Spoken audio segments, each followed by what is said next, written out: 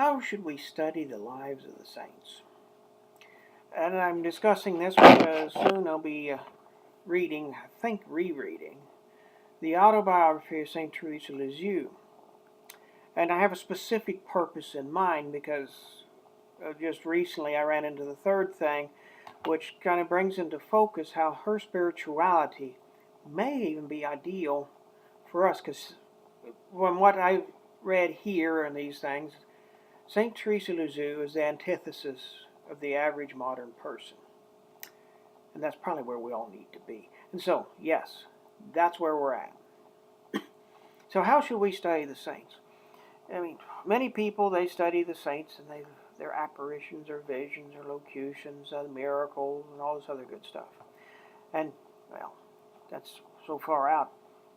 There's nothing really in there for me. We have the saints up here, then the rest of us down here. No. That's not what the saints are about. We need to study the lives of the saints and how they are like us. All right? Now, true, like St. Teresa Lisieux never committed a mortal sin, so she's not like a whole lot of us. But she learned many things that we can apply to our own lives. That's why I'm going to study her autobiography. I've read the lives of many saints, all right?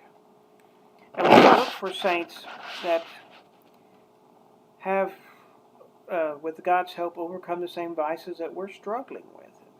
Maybe we can learn how they did. Maybe we can pray and ask them to go to God and get Him to send the same help to us that He sent to them. They may have run into the same problems. Okay?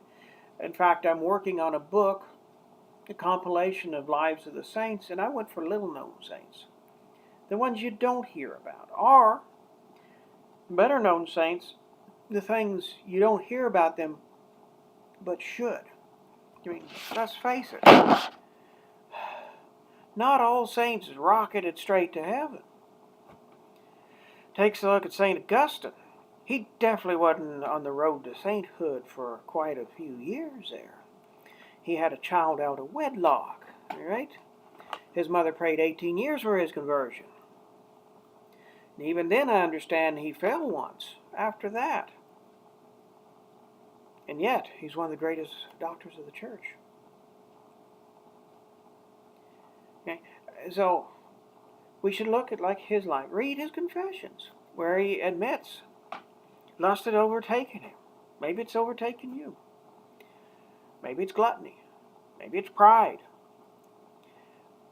All the saints had these same problems. Okay? Some dealt with lust, some with gluttony, some with pride, some with anger, some with envy, some with sloth. Okay? Look for that lazy saint who got over it with God's help. And follow his example. Okay? And the saints had feet of clay. I remind of something I read of St. Teresa of Avila. Our Lord was appearing to her already. He came to her once and says, I want you to spend less time at the grate. In other words, in visiting with people. It was 18 years before she heeded his advice. 18 years. She did not give Jesus what he had asked directly. Don't feel so bad sometimes. I realize some of the things I knew God was asking of me, and I wasn't really doing what I ought to. But I realized I've got to follow her example. Because what was she shown?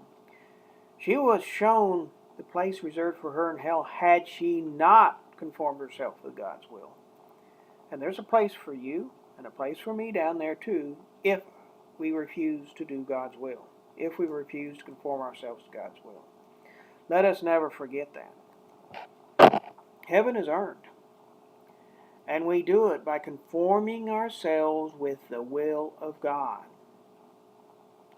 And I am working on more stuff on that later. And it can't be repeated too much. Thy will be done. Jesus taught to us in the Lord's Prayer, which we say on a regular basis. Do we take all of those words in that prayer to heart? Do we think upon them? I mean, there's so many things in that prayer. Some of the saints spent months, possibly years, meditating on the various parts of the Lord's Prayer. We've skimmed it in catechism and probably forgotten it. Is that what saints do? Because you are called to be a saint. With that, I will give you a blessing. Benedictio Potentis, Patris et Filii, Spiritus Sancti, sed super vos, mani et semper. Amen. God bless you all, and become saints.